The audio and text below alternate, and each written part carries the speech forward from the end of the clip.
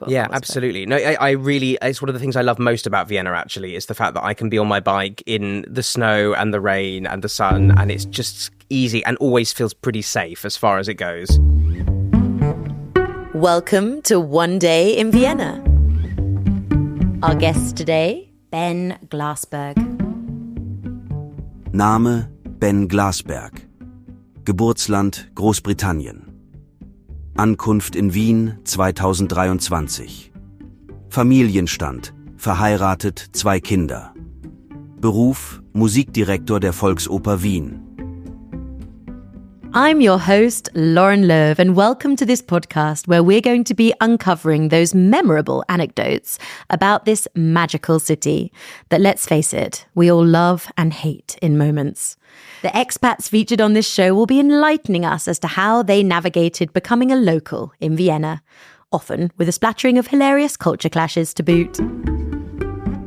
Hello, and today I'm sitting in the gorgeous Volksoper with Ben Glassberg. Hi, Ben. Hi, really nice to be here. Ben, what brought you to Vienna?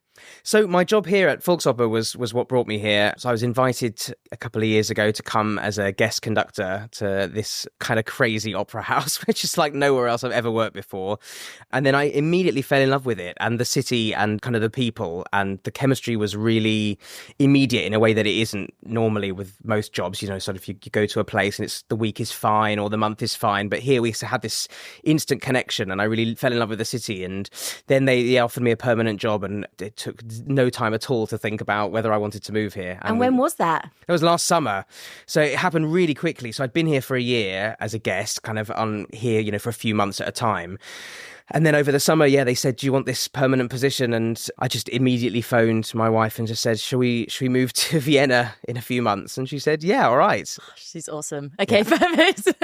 And do you have any other favourite places in the city?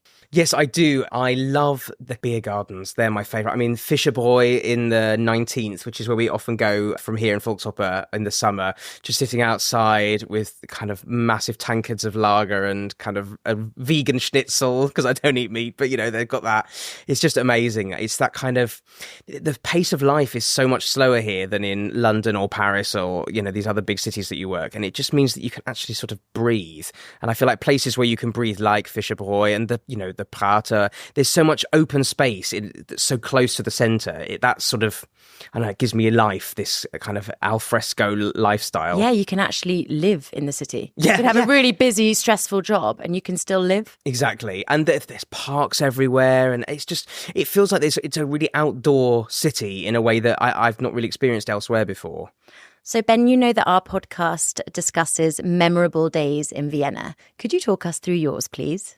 Yes, I was thinking about what day to talk about, because there have been so many really wonderful and amazing days. But the one that springs to mind was probably the most chaotic day in Vienna. And it sort of gave me a real introduction into A, the crazy life of Volksoper, and B, how kind of amazing this city is and this country is compared to what I'm used to in the UK.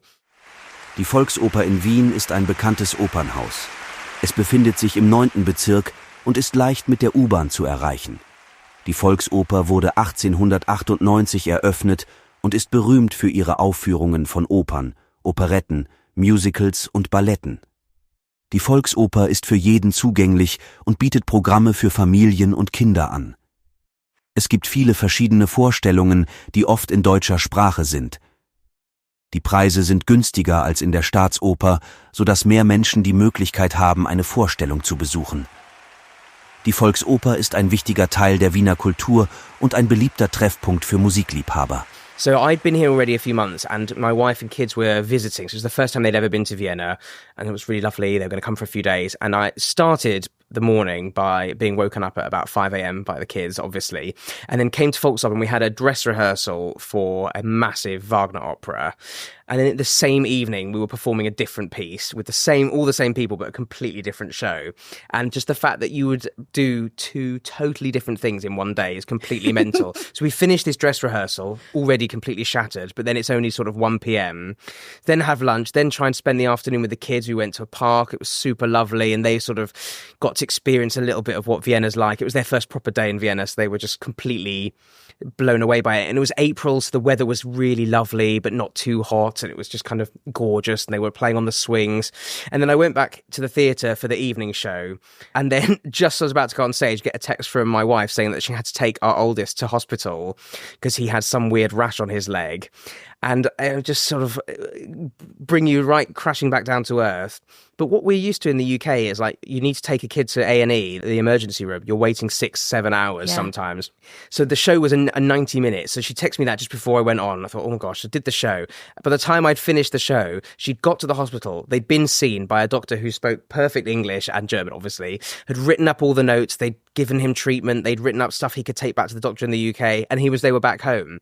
I was so blown away by the fact that like the system here is just so much better and more efficient. It really is. Yeah. It's unbelievable, really. The amount of care that you get immediately. If you need something, you just get it. It works. Absolutely. And that public transport works better. And, I can get around the city. And I love the fact that, that day I just cycled in, for the rehearsal, cycle back, cycle in for the show. Everywhere is, I don't know, it just feels a lot easier in so many ways. We were discussing off mic that actually, because we're both from London, that cycling around London, although we'd love to, it just doesn't seem very safe. No, but terrifying. Here, you can cycle everywhere. Winter, summer, you can get around super easily if you don't want to take public transport. Yeah, absolutely. No, I really, it's one of the things I love most about Vienna, actually, is the fact that I can be on my bike in the snow and the rain and the sun, and it's just easy and always feels pretty safe as far as it goes. And I know that Vienna's really different. I'm British as well, obviously. So I know Vienna's really, really different. Have you had any significant culture clashes? Yeah, I mean, quite a few, I suppose. I find that Austrians are incredibly warm, but they're also incredibly blunt and direct. And things that could come across to a Brit who tends not to want to show emotions as aggressive, of just them being clear. So I did have a near punch up with an old man in the supermarket when I took my kids to just buy some stuff, and we were in the queue and he pushed in front of us and I just said, what are you doing? And we ended up having a massive argument in front of all these people. And then he said, schöne Tage, and left at the afterwards. It was kind of like, oh, I said, it wasn't really an argument. I can't really work this out. And, with some of the older colleagues here, for example, perhaps the way that they speak to people sometimes in a way that I'm not used to, Older people run this city. Yeah, Seriously, absolutely. They push in queues, they look sweet and then don't even ask. They jump off the bus, they don't care about your buggy. No. They own this city, really. Yeah. Which in some ways is deeply depressing, but in other ways it's really kind of lovely because I feel like the world is becoming very much for the young, and actually Vienna is so sort of tradition heavy that you do feel like there's still a huge weight on experience in life. It's because they can get around. It's all we've just talked about before. It's exactly. The public transport, it's the livability, it's the water, The water's good. Oh, the water's so good. Oh my gosh, coming from London, the water. I mean, who'd have thought that tap water would be something? I mean, that wasn't something that sold it to me in the first place. But then as you move here and you suddenly think, oh my gosh, I can actually just turn the tap on and it gets cold and then I can drink it. And it doesn't taste limescale. This has been the number one thing which has been mentioned on the podcast. Really? The water. Yes, It's a dream. It's a dream. It's a life source, but it is. Ben, I know you've not been here very long at all, and France was actually your home for the last few years. But what's your relationship like with German? So I never studied it at school, and it's one of my biggest regrets because it's kind of the most important language if you're in classical music. So I've always sort of tried to take occasional classes and stuff, but I'm basically self-taught. But I love languages, and I studied French at school, and I speak fluent French. I've been there for a few years. So I've got used to kind of picking up languages, which I think has helped. But I mean, it's definitely a slow progress. Do you need it much? Definitely, yeah. I mean, I always rehearse the orchestra in German and the chorus in German for sure. Wow. Since day one. And like, if I don't know the words, they help me, which is great. But I think that's really important if you're trying to communicate with a large group of people. It's where it gets to things like press conferences and interviews and stuff that I now need to do in German. That's where it gets a little bit trickier. So the hardest one I had to do, it was live TV for ORF, and that was genuinely terrifying. I had to say to the presenter beforehand, like, please speak as slowly as possible and just use basic vocab and I might be okay. But people are really kind. When you try, usually they're really kind. Well, they are, unlike in France, actually, where they have no tolerance for bad French. I feel like here, and the orchestra are so supportive, for example, that, if I'm saying a sentence, I say, "Oh, wie sagt man, blah, blah, blah, auf Deutsch." And they love the fact that you're at least making an effort. Yeah. And have you picked up any Austrian German words so far? Yeah, so I mean, Servus, definitely. Yeah. So I was in Berlin over the weekend for some meetings, and I'd completely just not clocked that I'm not in Austria anymore. And I walked to the hotel lobby in the morning, and I said, Servus! And the bloke behind the desk looked at me like I was a complete nut job. And then I thought, oh, yes, gosh, okay, right, so not that. But that's kind of the main one. Yeah.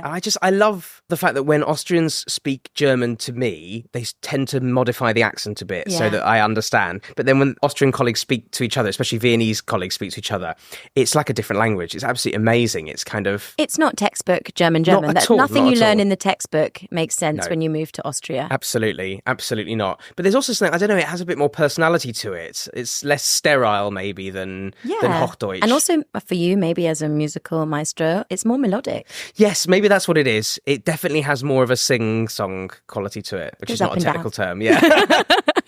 And I know you've not really been here for very long, Ben, but what tips or advice would you give a fresh expat who's just moved to the city? I think the first thing I'd say is don't take anything personally. So if someone shouts at you in the street, it's probably not because they hate you and want to kill you. It's probably just because you've slightly changed their course of action that they were planning on doing, and Austrians don't like change. So don't take anything too personally. My second tip would be that Austrian beer is the most refreshing thing in the world, all times of year. Definitely. It's cooling in the summer, but somehow it's also warming in the winter. I don't know how it does it, but it's just amazing. I'm going to increase your German or Austrian German vocabulary now, and I'm going to tell you can order a Seitel, a Reparaturseitel. And this means the next day when you're hungover and you have that first small beer just to get you back on like hair of the dog, this is your hair of the dog. Reparaturseitel. Der Ausdruck Reparaturseidel kommt aus Österreich und bedeutet ein kleines Bier, das man trinkt, um sich nach einem anstrengenden Tag oder nach einer Feier zu erholen. Das Wort Reparatur kommt vom Wort reparieren, also wiederherstellen, und bedeutet, dass man sich erholen oder wieder fit werden will. Seidel ist ein österreichisches Wort für ein kleines Bier, meistens 0,3 Liter. Parallel dazu gibt es auch das Fluchtseidel, also das kleine Bier, das man trinkt, bevor man endgültig nach Hause geht. Yeah. Amazing. Yeah. Now you can tell everyone at the Volksoper. That's fantastic. I mean, we have plenty of those here, so yeah. We literally have beer on tap in our canteen for after the shows. That's also something in Austria. I've gone to business meetings and they've cracked open a bottle of wine at lunch. Amazing. Yeah. But do you know what's really interesting? I mean, I know this is a bit of a sidetrack, but it's so convivial. And I don't know any other places that do it other than Austria and some German houses, that having basically a staff bar means that people from all departments after a show will come and socialise. And it just breaks down the barriers between departments in a way that can be quite segregated because it's quite a hierarchical system. Yeah. And actually the fact that the orchestra and the porters and the conductors and the soloists and the choir are all sort of drinking together after a show, it creates such a great working environment. So and that's actually representative of Vienna itself with the Heurige and the beer garden. Exactly. It's like everyone comes together. It doesn't matter. It's not hoity-toity. It's like everyone goes there because it's good. Yeah, and nowhere in Vienna feels stuffy, actually. I mean, there's obviously the traditional spaces and all of that, but nowhere is sort of over posh. I don't know. It just feels like anyone can go anywhere if they want. Yeah, I think so.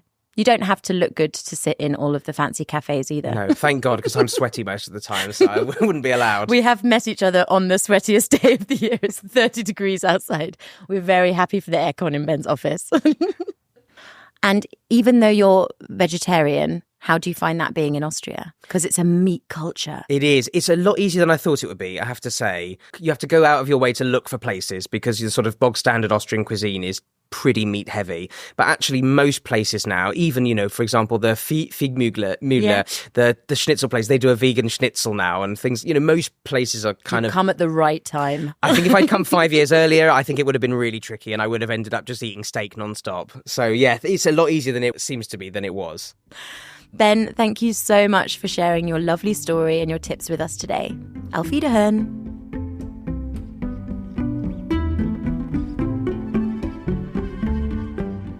You love Vienna too and want to learn German? Innis Vienna will get you there. Vienna's best language school offers a variety of courses and trainings at different levels, at different times, and at different intensities. All information about Innis Vienna and today's guests can be found in the show notes. And there we also explain all other German words, terms, and Viennese areas from this episode. Thanks for listening. Auf Wiederhören.